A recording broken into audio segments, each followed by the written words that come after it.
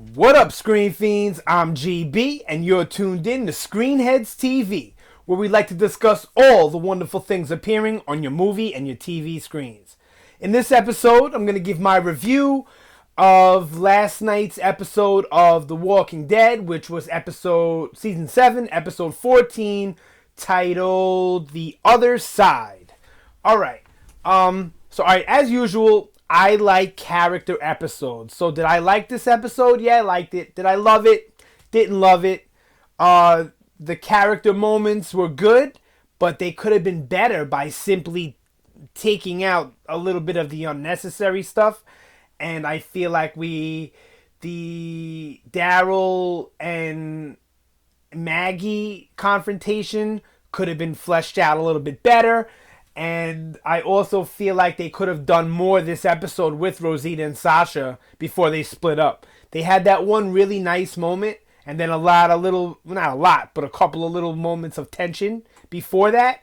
But I feel like they could have really done a lot more with those two and with Maggie and Daryl being together. Those two storylines should have been a lot more interesting and engaging than they were. All the stuff with Simon and Gregory, always loved Simon, he's great, and Xander Berkeley plays Gregory with such perfect scumbagness that he's so compelling to watch because it's hard to figure him out other than he's just a bastard. So, alright, all in all, I liked it. I know a lot of people aren't going to like it because a lot of people don't like this season because of how slow it is. I got a video I'm going to do. I just did a video about the pacing and kind of me explaining why it is the way it is. Check that video out. I think it's pretty interesting. But I'm going to do another video explaining how they could have done the pacing better and still had the same result of the emotion and the build up and all of that they needed to do to flesh out these other communities and what's going on with Negan. They needed to be able to flesh it out and tell the story a certain way. But I have a few theories on how they could have did it better. So I'll probably post that today too. You can look out for that one. Alright, so as far as this episode goes, I was wrong again in my prediction as far as how much time I thought they were going to spend with each people. In the episode before this one with Morgan and the Kingdom, I thought we were going to spend a lot more time with Carol, and we really didn't. This episode, I thought we were going to spend more time with Sasha and Rosita, and we really didn't. It was mostly at the hilltop. But I loved the interactions between Sasha and Rosita. They felt real to me, how these women, it's not that they didn't like each other. It's just that this man came in between them. And this happens so much in real life where two people could be friends and then another man or woman comes in between them and it drives a wedge. And instead of pointing the blame at the person that came in between, because they love that person, like Abraham, they point the blame at the other woman or the other man, who really, it's not entirely their fault. It's more so the fault of the person who wronged you directly than the person indirectly, right? So I thought that interaction was extremely real, and I loved how it started off with Sasha reaching out to Rosita because Sasha feels guilt for stealing her man and the way it all went down. So the fact that Sasha is the one, trying to get Rosita to open up so that they can talk about this. I really, really like that. Because if you remember, not too long ago, Sasha was a very, very broken person. Abraham is kind of the one that brought her back from being broken from the whole Bob and Tyrese thing and just the fucked up way that they were living their lives. So I thought it was a really impactful conversation between those two women. I love that scene with the necklace where Rosita sees a necklace. Oh, you like it? Yeah, I made it. Loved it. Loved it, loved it, loved it. I thought there should have been more of that in this episode. That's my biggest complaint. So I also liked... now, I did a whole video about Eugene not being a traitor. But with this episode, I still wouldn't consider him a traitor. But I definitely don't think he has a plan Not yet, at this moment, to help the group in any way. I thought when I made that video about Eugene is not a traitor, check that video out. I really thought that by the end of Hostiles and Calamities, the episode with Eugene in the sanctuary, I really thought by the end of that episode, Eugene had some sort of an idea on how he was gonna fuck over Negan. And maybe he still does, and he just doesn't want to blow up his spot. But he looked terrified when he saw Rosita and Sasha, and they killed that dude. And now he had to make a choice. He looked absolutely terrified. So I'm starting to think that maybe he doesn't have a plan, and he's really just out for himself like usual, trying to survive. But I do think eventually he will help out the group in some way from the inside of the sanctuary. Okay, so honestly, there's not really much more to say about that. You know, Sasha, I understand why she didn't try and shoot Negan. She didn't want to risk, killing somebody else. There was people in the way. I feel like she still could have got off a shot, but then she risked it not being a kill shot, giving up their position, all that. So, all right, you have that. And then how quickly Sasha, and was it Rosita's knot that Sasha used to tie the gate shut? I had a feeling that it was her knot, and that made her even madder, that she showed Sasha how to make the knot, and then Sasha used that same knot to tie the gate shut. I'm not sure about that. I have to go back and look, but that's what it looked like to me. But then when Sasha runs in the sanctuary, very shortly after that, Saviors run out. So I'm wondering if she got caught right away as soon as she went up in there. It's pretty evident that she got caught from the previews of the next episode. I mean, but maybe it's not that quickly. Maybe the next time we see Sasha, which I don't think will be until the finale, we'll get to see her, trying to navigate through the sanctuary to find Negan. But those of us who read the comics, and I'm not going to spoil anything, at least not yet, we know how Sasha is going to play out mostly, not in 100% exactly the way it went in the comic, but we pretty much know how Sasha's storyline is going to turn out. Just from the comics, Sasha's not in the comics, but she has taken the storyline of a comic book character, so who's not really in the show. Okay. So that's it for Sasha and Rosita's story. Oh, and then Rosita sees somebody at the end of the episode. I thought it was Daryl. I even told my son that I thought it was Daryl. But on closer look, on a rewatch, that's Dwight. It makes more sense for it to be Dwight with how close she is to the sanctuary. But if you look at the hair and the way Daryl looks a little bit more wild, even in his silhouette with his hair. Dwight's hair is more like straight and strangly down. And that's how it looked to me. Definitely has a crossbow, so it's one of the two. But to me, he looked a little taller and lankier, skinnier, like Dwight. As where Daryl is a little bit shorter than Dwight, I believe, and a little stockier. Well, much more stockier than Dwight. But Daryl is not like huge stocky. But I definitely think it was Dwight. And another comic storyline, I'm trying not to spoil again. I will eventually in another video.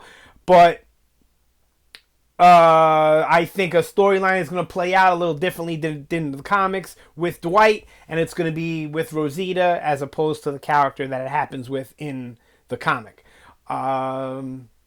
Can't wait to see a Dwight and Daryl interaction. I know we have to get that sooner or later. With Daryl not being a prisoner and Dwight not pulling some crazy backstabbing shit where Daryl already knows Dwight is a dick. So I can't wait for that. All right, so to the hilltop. Like I said, I loved all the stuff with Simon and Gregory. Those two actors, Stephen Ogg and Xander Berkeley, are amazing. I really hope they stick around for a while, but judging from the comic and from Simon is not in the comic, Gregory is, and just from the way the story's playing out, I don't see good things for either one of those characters.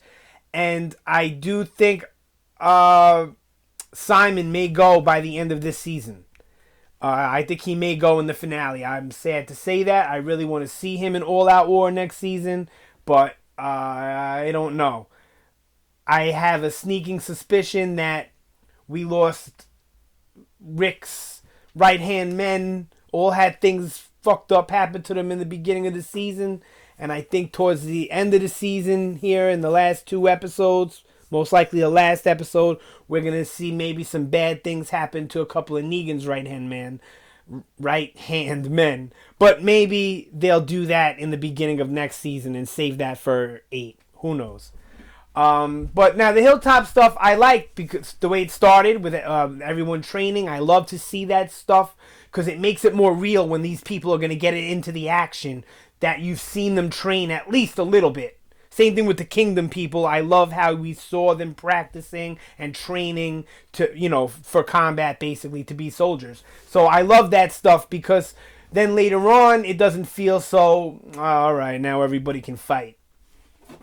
Oh, and I just back to Rosita real quick, because I had said in a previous episode, I think it was episode 9, Rockin' the Road, how I hated how Rosita just knew how to use the explosives, doesn't explain it, doesn't say something real quick in that moment to let everyone know that she knows what she's doing.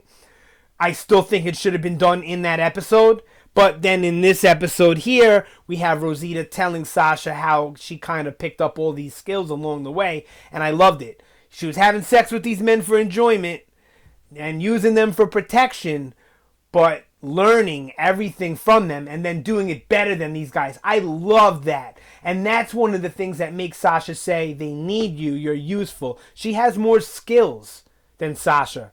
Sasha's a good shooter, a good fighter. She has heart, she's tough. But does she have tons of different skills? No, Rosita's proven. Explosive, the knots. She can use a knife, she can kill. She can use a gun.